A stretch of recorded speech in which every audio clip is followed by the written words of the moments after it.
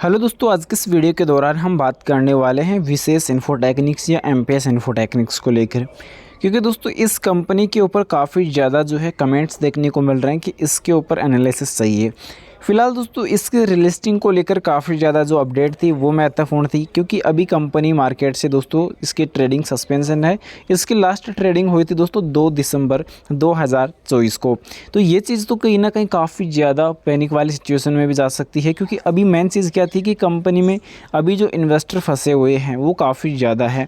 जो 5 लाख इन्वेस्टर अभी इस रिजल्ट के दौरान अभी फंसे हुए हैं, और कंपनी ने जो रिजल्ट है Q4 का वो भी अभी डिस्क्लोज़ नहीं किया है।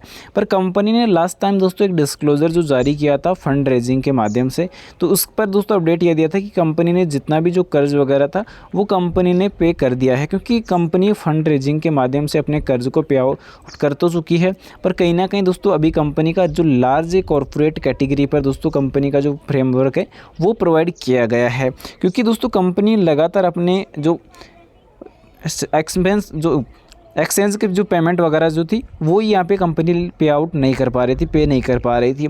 तो उसके बाद कंपनी ने दोस्तों रिजल्ट्स वगैरह जो कंपनी का जो डेटा वगैरह था वो भी कंपनी ने टाइम पर जो है मेंशन नहीं किया था एक्सचेंज को। और उसके बाद कंपनी की जो लगातार दोस्तों जो मिस गाइडिंग की तरह यूँ कह सकते हैं, या कंपनी ने टाइम पर जो इन्फॉर्मेशन ना देने की वजह से कंपनी की दोस्तों जो ट्रेडिंग सस्पेंस हुई थी, उसके बाद अभी तक दोस्तों कंपनी का जो इस पर कोई भी जो अपडेट है वो यहाँ पे आया नहीं है, ना एक्सचेंज की तरफ से है ना किसी और की तरफ से। क्योंकि कंपनी ने लास्ट टाइम ये बताया था कि जो कंपनी का जो कर्ज वगैरह जो लिस्टिंग वगैरह बीएससी की जो लिस्टिंग की वगैरह जो फीस वगैरह थी वो कंपनी ने पे आउट कर दी है, क्योंकि इसमें कंपनी ने क्लियरली बोल दिया था कि principal amount the loan including revolving facility like cash credit for bank and financial institution.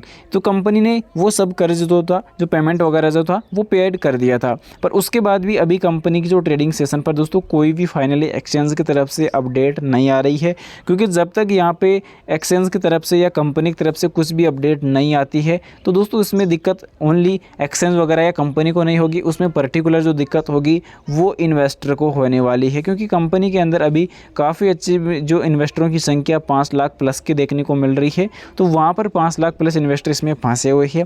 Secondary चीज़ ये भी देखने को मिल रही थी कि लगातार कंपनी का जो कर्ज था वो कंपनी ने पेड कर दिया है, क्योंकि इस पर कंपनी के ऊपर 31 करोड़ का जो कर्ज चल रहा था रिसेंटली, वो कर्ज ने कंपनी ने पेड कर दिया। उसके बाद अभी ना कंपनी के रिलिस्टिंग को लेकर कुछ अपडेट आ रही है, ना कुछ और बेसिक डिटेल्स को लेकर।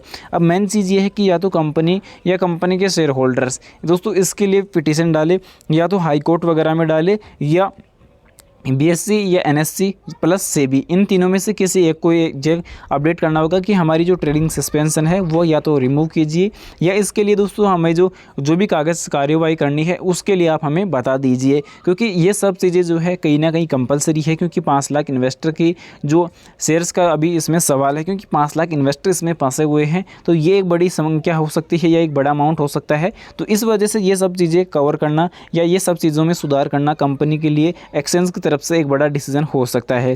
क्योंकि अभी भले ही रिसेंटली कंपनी के लगातार सेल्स वगैरह जो थी लंबे वक्त से हमें गिरती हुई नजर आ रही थी, और कंपनी के क्वार्टरली प्रदर्शन तो आप देख ही रहे थे कि फिलहाल कंपनी लगातार लॉस पे दोस्त करती हुई नजर आ रही थी। और उसके बाद ही दोस्तों अगर हम देखें तो दोस्तों लाइक इसी कंपनी जैसे एक और सेकंड कंपनी है ब्राइटकॉम ग्रुप, क्योंकि वहाँ पर दोस्तों ब्राइटकॉम ग्रुप में मेन चीज़ ये देखने को मिली कि कंपनी के शेयर होल्डर्स ने उसके लिए पिटीशन डाली थी हाई कोर्ट के अंदर, तेलंगाना हाई कोर्ट के अंदर। क्योंकि जब शेयर होल्डर्स इसमें साथ होते हैं, प्लस इसमें देखने को मिला था कि फिर कंपनी का मैनेजमेंट ने भी दोस्तों यहाँ पर साथ दिया था, तो अब मिलकर दोस्तों BCG के जो मैनेजमेंट प्लस से शेयर होल्डर्स मिलकर इस रिवोकेशन या कंपनी की जो ट्रेडिंग सस्पेंशन के खिलाफ लड़ रहे हैं। तो ये बड़ा डिसीजन था उनका, और अभी के टाइम दोस्तों उनकी जो फाइनल जो पिटीशन होने वाली है वो 29 अप्रैल को होने वाली है, तो उनके लिए एक बार फिर से कहीं ना कहीं रिलिस्टिंग के जो दरवाजे हैं वो खुल सकते हैं। तो इसी प्रकार ये सब चीज़ें जो है मार्केट में काफ़ी जो कुछ चीज़ें हैं वो देखने को मिल रही है, क्योंकि लंबे वक्त से जब कंपनी वगैरह डेटा जारी नहीं करती है तो एक्सचेंज वगैरह भी और ना सेबी उस पर ध्यान देती है। तो उन सब चीज़ों को ध्यान देना चाहिए कि कंपनी आखिर इतना डेटा लंबे वक्त से क्यों डिले कर रही है या इतनी ज़्यादा जो गड़बड़ी कर रही है, तो उस पर तुरंत एक्शन लेना कंपलसरी होता है। पर उसके बावजूद बावजूद जब एक्सचेंज वगैरह या सेबी वगैरह ये सब चीज़ें जानबूझकर अगर यहाँ पे होल्ड किए बैठे रहते हैं, तब इन्वेस्टर को ये सबसे बड़ी प्रॉब्लम का फेस सामना करना पड़ता है। क्योंकि यहाँ पे इन्वेस्टर होल्डिंग भी अगर देखेंगे तो यहाँ पे प्रमोटर्स कुछ है नहीं ज़्यादा, ओनली 1.95% इसमें प्रमोटर्स हैं। एफआई का जो डेटा है वो शून्य है और उसके बाद अभी पब्लिक भरी पड़ी है। तो ये सबसे सिचुएशन क्रिटिकल रहेगी। फिलहाल बाय सेल के लिए कोई भी रिकमेंडेशन सजेशन नहीं रहेगी, जानकारी ओनली एजुकेशन पर्पज़ के लिए रहेगी। इन्वेस्टमेंट करने से पहले अपनी फाइनेंशियल एडवाइजर की सलाह जरूर ले या खुद की रिसर्च जरूर से कर ले। वीडियो पसंद आए तो लाइक और चैनल को सब्सक्राइब जरूर से कर देना। मिलते हैं नेक्स्ट अमेजिंग वीडियो के साथ। Thanks for watching this my video. जय हिंद, जय भारत, वंदे मातरम।